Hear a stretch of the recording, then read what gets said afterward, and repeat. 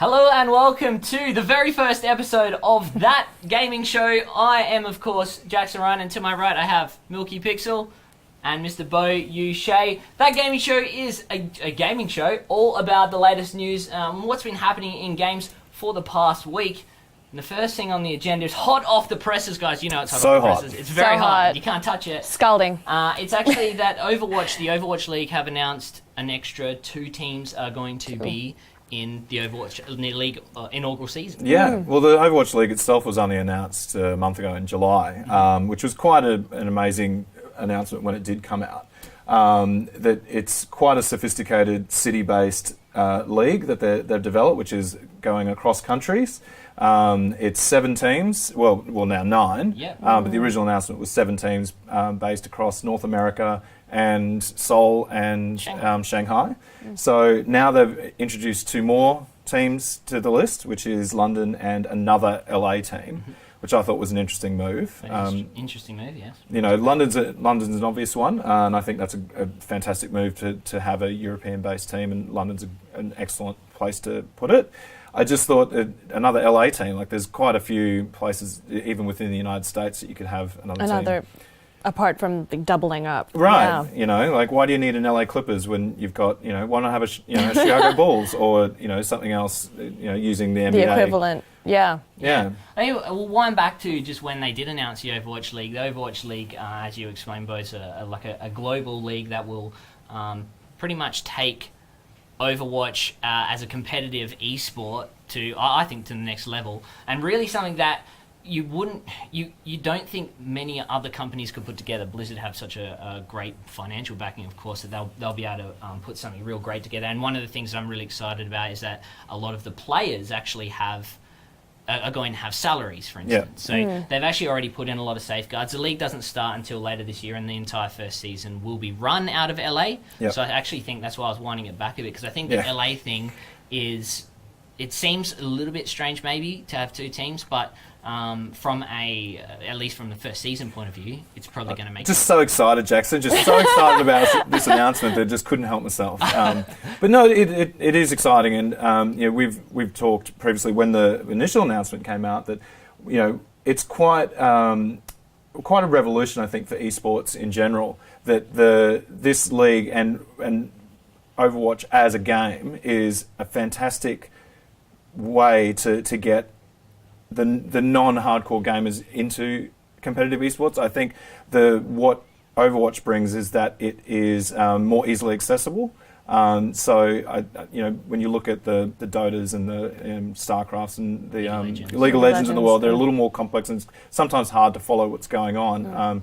So I think Overwatch is perfectly placed to be. It's really great that it's this game that are doing it the right way. Yeah. They're following a really great model with the city base. They've got Asian teams, in Shanghai and Seoul, and now a London team. Like I just think it was a really well designed rollout. It was surprising that the 2 new cities came a month after the initial announcement. I thought I completely agree. I mean, the cool thing about the league being put together like this is that the owners of the teams are quite. Like, these are people that have been doing sports for a long time, not just esports, but professional American sports. We're talking NFL, we're talking MLB.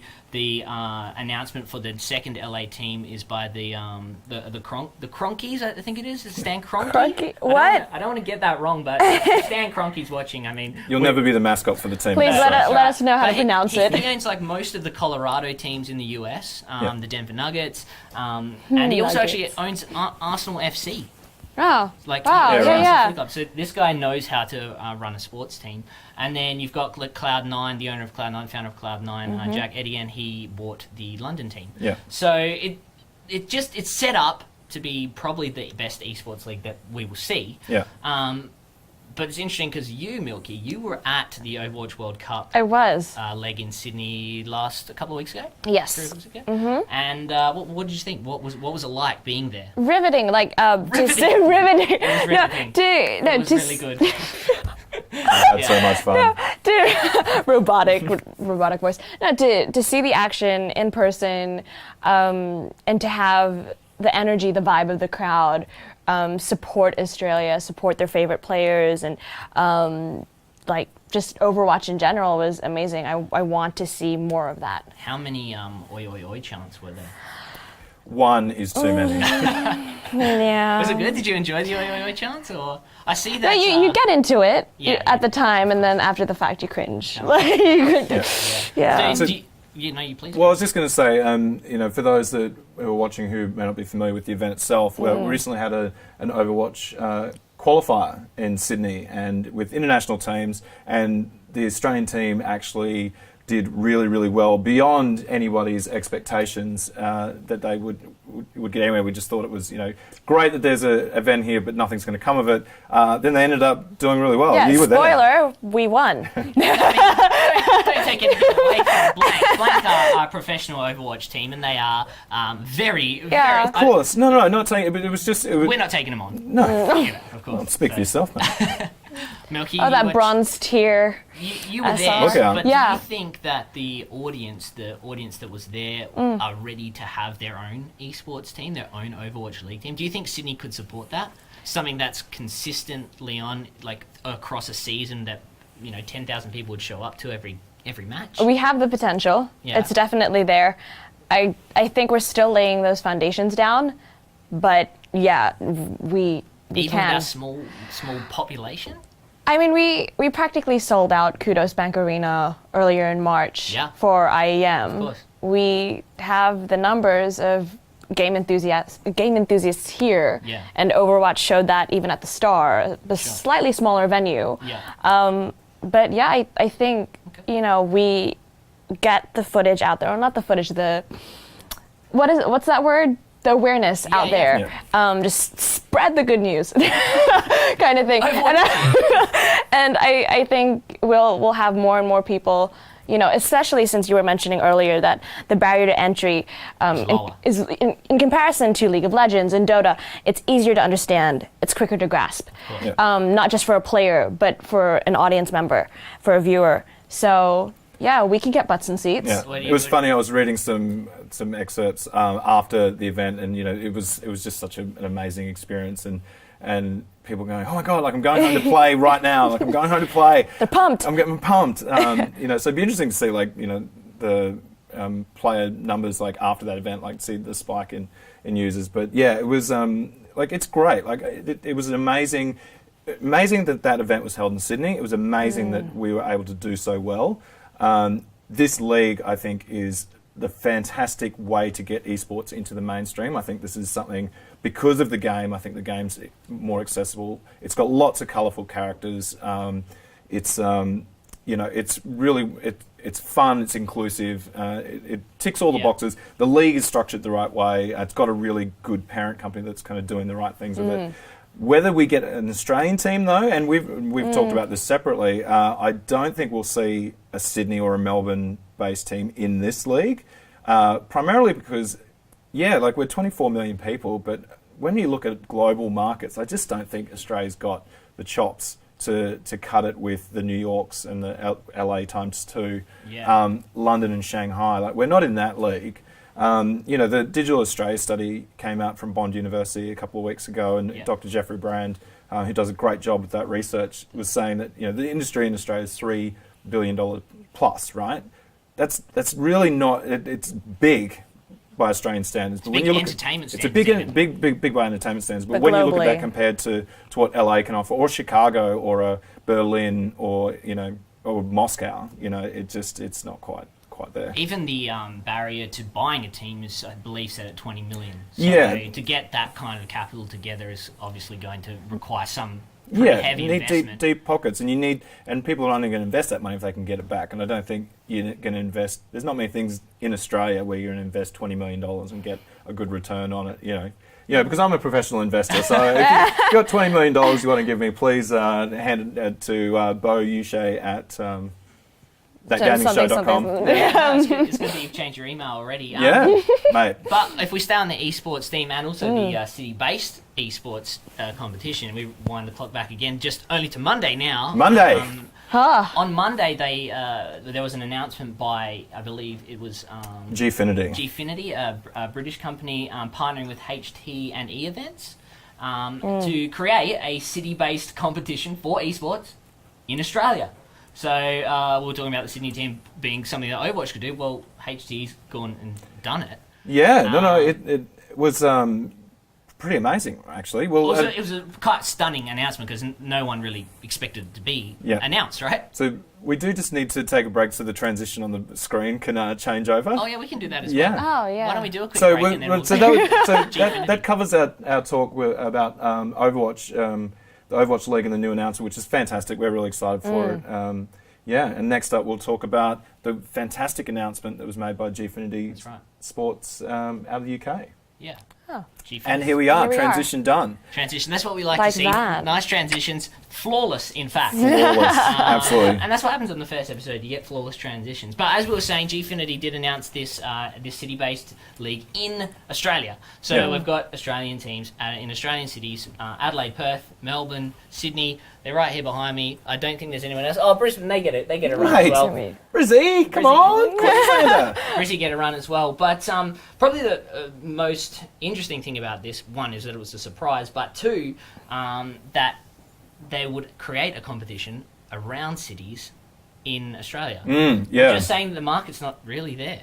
No, 100%. I know, it just makes me sound like a fool, doesn't it? So all that financial advice I was giving you before, please discount every word of it. No, it was really surprising. I'd heard kind of rumours that there was something coming. I didn't know much about the details of it.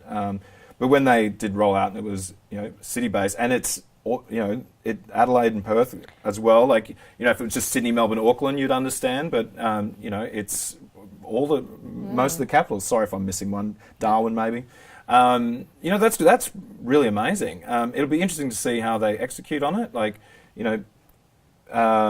But it's exciting.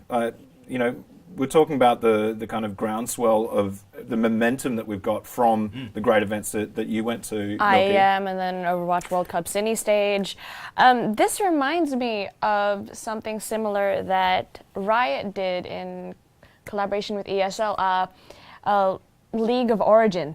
Oh yeah, I remember that. Right? Yeah. So we'll see how it plays out. So there's all this momentum kind of building. So it's really interesting. Overwatch announces their big global, domination tour, and then the city-based thing. So it's like, all right, so the Australian crowd that that you're very much a part of, that you were there with them, now have a team in their city that they can get behind. Yeah, but and do you think it'll go that way? Well, the thing is for me that you make an announcement about a new eSports league, you announce the game that you're playing, or at least a game that you're playing. Yeah. The announcement comes with absolutely zero games to actually compete in. Yeah. And no real indication of how, they're obviously not going to be able to play Overwatch, right? Well, can they? We don't know. I'm actually not sure. If you know, let us know. But I'm only on financial advice, so I can't give right. advice on licensing deals. But to me, that is the most unusual and peculiar aspect of this announcement. Yeah. And we say surprising. That's the most surprising. Why would you do that? Does that make sense to you, Milky? No. No, it doesn't. Will the games change? Will it be, because you couldn't do that. You couldn't have a team that is specialized. Esports teams specialize in, not just their own game, but even characters within those games. So That's right. For their roles. Yeah. So whether they've recruited for these teams or not, they seem fairly established. I mean, we've got the franchises here on the back. You would imagine that the recruitment phase is quite advanced as well. So it'll be interesting to see who are they recruiting for these teams. Yeah, I mean, it's a long way away still. It's summer next year, so summer 2018. I mean, it could be January. Mate, you still got a shot. That's right. Get practicing on whatever game it is. But this is the thing. So obviously, esports teams like this can play across all sorts of different games. Yeah. They could have a team that's full of 20, 30, 40 different competitors, and they're playing different esports, right? Yeah. That's completely reasonable. I just can't see how they've come to. Well, then you're fragmenting your audience. It's like having the Adelaide Crows show up and play the Brisbane Bullets in basketball. It's just. I didn't even know the Bullets still existed. Mate, they will always live on in our hearts. Would they have, say, how do you even say Sydney's team name? Well, that's exactly Obsidian. right. So you say fracturing a user base. We are fracturing a user base straight away, in my opinion. One, there's 2 Sydney teams and 2 Melbourne teams from the get-go. Oh, yeah. And both of those teams have legitimately, I would say, the worst professional sports team names in the history of professional sports. And I'm giving esports a bit of a run here, but come on. Yeah. What is a Meditac? Jackson Ryan laying down the truth What bomb. is a Revolt? What is an Obsidian? Yeah. There's What's this? Well, subnet. I'd be really upset if I was. Subnet. So that just seems. Well, look out! My subnet's coming. Yeah, it's just unusual. And even like start thinking of chants for like, let's go subnets, let's go. I mean, what? Like it's a very strange thing. But what it really brings up for me about esports in this country is that it feels like it's already getting cluttered. Because we talk about this. We also talk about Screenplay bringing their own league. I believe they're playing Rocket League and one other game. I'm not sure. Sorry, Screenplay. But tell us in the comments if you know. And then the Overwatch League. We're talking about potential there. It feels like everyone's it's a land grab, right? 100%. You want to get in first. Yeah, we want to get in, and like companies have seen that. Hey, esports are pretty big. Yeah. Let's just put our finger in whatever pie exists. I don't care if that pie tastes terrible. Goodness for the industry be damned. Just meaning, yeah. So how do you think that's going to work? Like, is it going to be an issue in the future? Like, are we going to be too cluttered? Is it already dooming some companies? No, like I think you're 100% right. Like land grab. Like everyone's trying to work out what is a successful esports model look like, right? Yeah. This has come from an established company in the UK. So I wasn't familiar with them before I heard this announcement. But they're an established business that knows what they're doing in this space, right? And esports is far more developed in Europe and the UK than here. So, all right, great. It's definitely got the backing of people who know what they're doing. Yeah. We've actually got a question in here from Matthew Wu. Hello, Matthew Wu. Matthew. Who asked, do you think we'll see another AFL pro sporting team acquiring an Aussie esports team in 2018? And he obviously references the mighty Adelaide Crows acquiring Legacy back in May. Do you think we'll see that? Do you think we'll see another team acquire in Australia? I don't see why not. I like the idea, and I'm surprised it hasn't happened already. Because the Adelaide Crows announcement was when? Yeah, May. May, yeah. Right. So, like, you would imagine that there's a lot of professional sporting clubs in Australia. You would be surprised that there's not more of that happening. What I was going with it. So we were talking earlier about the Overwatch League, and the people who are owning those clubs are Robert Kraft from the New England Patriots. It's the owner of professional sports teams in Colorado. Stan Kroenke. Kroenke. And then Jeff Wilpon. He just left a comment, actually. It's, Jeff Wilpon from the owns the Mets as well, I believe. So he's the New York team, I believe. So it's so you look at that model, right? So what's to stop the Adelaide Crows? Like, obviously they own their own team, but owning the Adelaide Photonics. Photonics. Photonics. Photonics. There's actually another question for you as well, Beau, which is more about brands. Commercially, can we sustain multiple teams to make something like a standalone league in Australia? Are there brands with the dollars here? I definitely think so. Yeah, I think it's something you've mentioned before, Milky. Build it and they'll come. I think if you've got the eyeballs there, and look at the events that you were at, right? Yes. Like you were there on the ground. There are people who are people who are notoriously hard to reach. So tech savvy young people who might not be watching TV, like don't go through all these traditional mediums. All of a sudden, you've got thousands of passionate people who are showing up at Kudos Bank Arena for a weekend, who are tuning in via Twitch or watching it wherever they can because they are so pumped for this. Willing to leave the comfort of their own home. Right. They could just have it in their pajama jams. Yeah. Well, They're actually going out. From inside to inside. I mean, these aren't held down. There's still a transition Yeah, but then you have period. to pay for the Uber or like go get public transport. And if you're suffering through that for your favorite esports game, like for your favorite game, right? And that's just the be tip with of the other iceberg, people. right?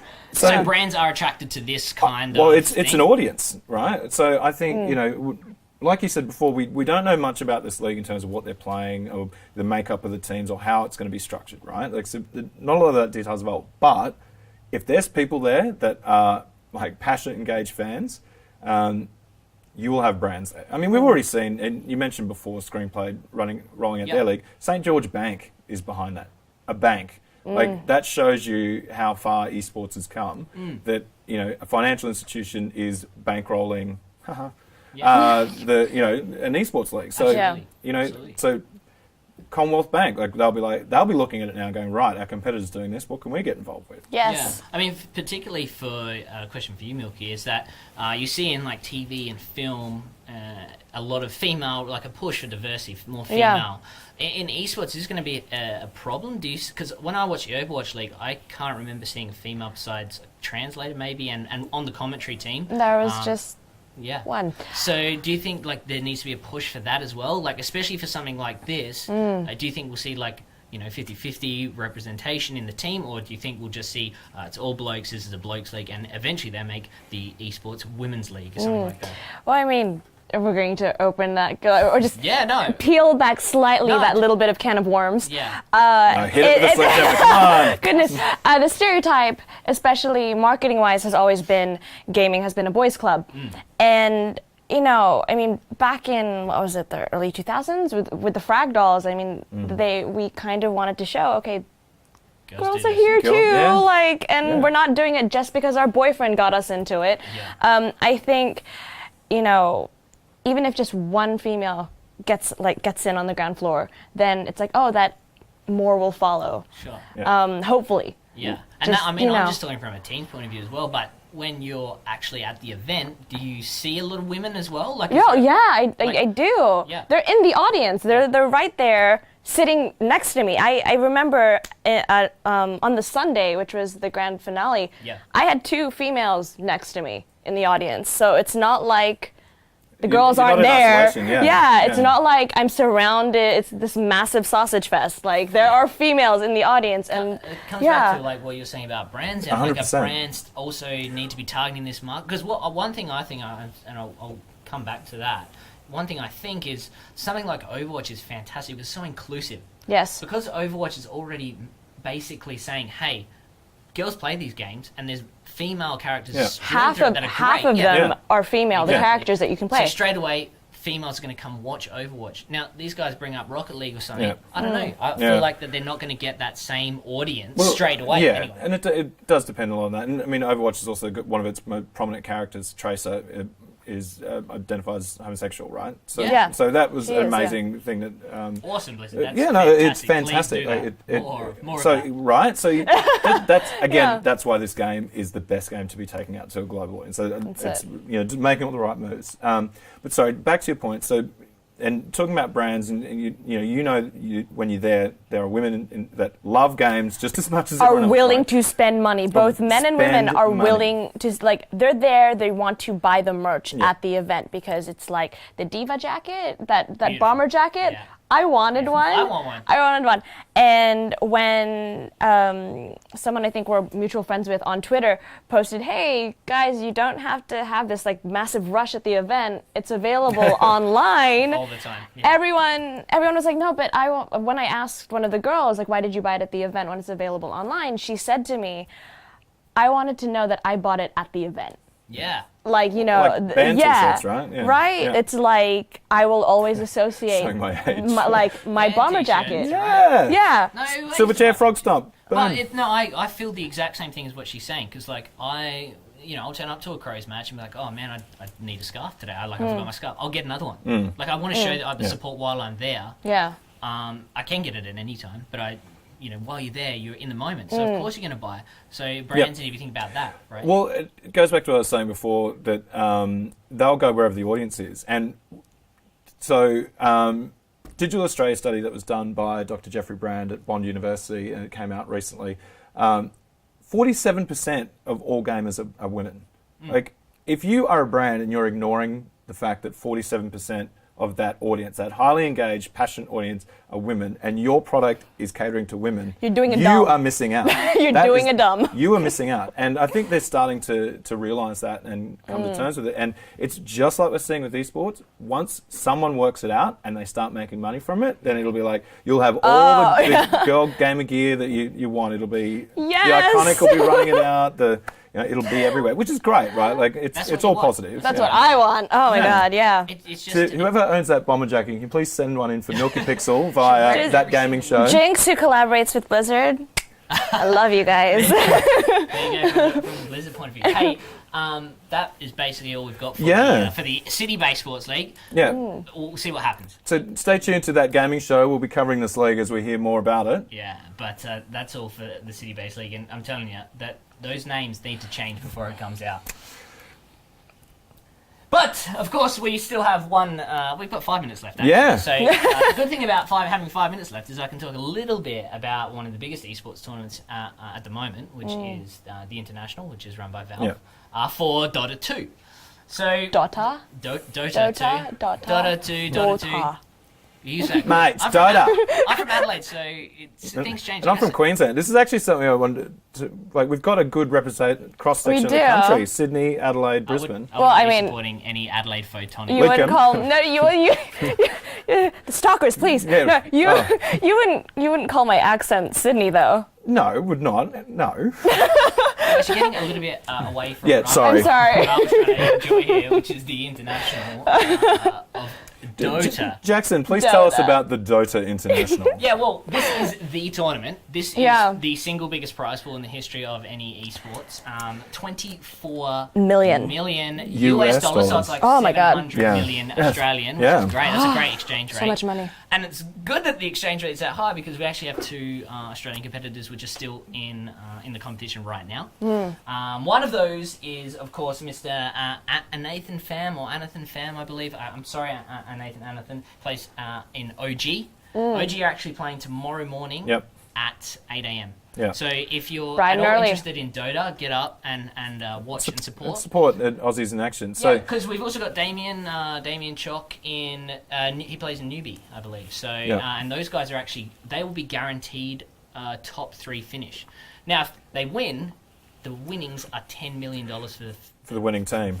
in the US, like that is astronomical. Like that's out of control. I want 10 we million. were just talking before this segment about brands. 10 million. Yeah. Jackson's available. I'm always available. But no, like this is again like it's that momentum thing we're talking about. Like the team, we're seeing the events here. We're starting to see players really make it in the big tournaments overseas, and tournaments and leagues like the Gfinity one and Overwatch. Will that kind of groundswell? Will that help local players to break into the big global competitions? Milky, what do you think? No, like Because you're there, like you're seeing them in action. Well, yeah, I'm just thinking as a whole, this whole conversation, thinking about the whole, like, the momentum. I mean, we're seeing the momentum. Everyone's doing the whole land grab thing, like, trying to get into it. And there's a social network primarily that just started that focuses on esports and gamers, professionals in the industry, gleets.gg, and they're focusing on that. So if that's opening and there's actually a venue or an avenue for newbies to go, oh, I actually want to do this professionally and get into it, then we will see more players. We will see more more potential. Yeah. Well, it's if NBA stars are only getting paid, $50,000 a year, you might not see so many people trying to break into the NBA. But like when there's $10 million US on the table, again we come back to bust out the mouse. But it's kind of what we were discussing earlier as well, is that Dota 2 is quite hard to penetrate as an outsider. Like, Beau, I don't believe you have very much experience with Dota 2. That is safe to say that I do not know much about Dota 2. Yeah, so if I showed you a Dota 2 stream, I don't think you'd be going, well, wow, that was a great play, Jack. Well, no, true. And this is, again, why I think Overwatch is such a great choice for a global league, because you can tune in and watch a game of Overwatch and know what's going on. I think these other, League of Legends and Dota are far harder to pick up what's going on. Like if someone does a great kill in Overwatch, they go, oh yeah, cool. Like I understood what was happening there. Yeah. So it's far easier to pick up. So I think, exactly what you're saying. Like, yes, $10 million is a lot of money, but I will not be picking up the mouse anytime soon to crack it in the world of professional Dota players. Oh. You're not going to do that either? For that much? What if there's cool jackets? You know my old injuries. True. like... We'll get you a Wii controller then. Motion control Dota 2, now we're really just... VR, There's going to be a lot Dota. of investors calling you after the show. But, mate, yes. I think that's Beau Uche at thatgamingshow.com. Yeah. Just put the... Just before we go, I did get one extra question here from a Ryan Blunden. He wanted to know, outside of team sponsorships, how else can a brand get involved in esports? What else can they do? What's the value for big brands outside of the sponsorship of a team? Well, that's how long's a piece of string? It all comes down to what your goals are as a business, what your product is, like a million.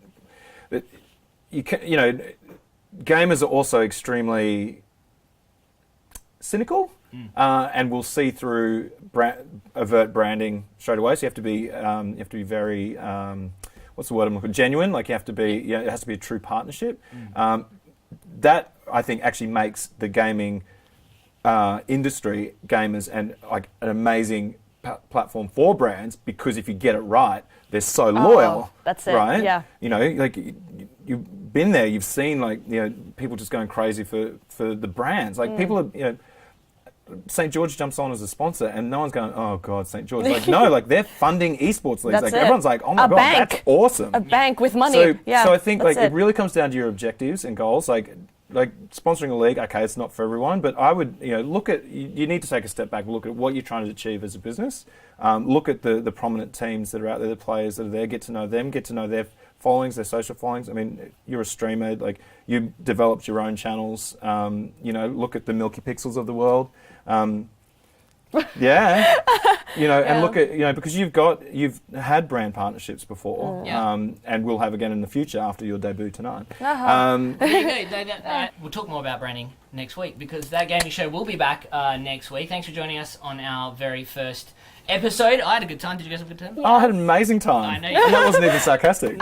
You did, Beau, because when we did a few tests, Beau wasn't this happy, so he's really perked up. But It's because of you. thanks for watching. I'm Jackson Ryan, to my right, Milky Pixel, and Mr. Beau Yu Shay. And the clips will be available via Facebook afterwards. So if you missed the live stream, you wouldn't actually be getting this message. So it seems a bit redundant, But that's doesn't okay. it? Come back and watch on Facebook. See us next week at 8 p.m. See you guys. Bye.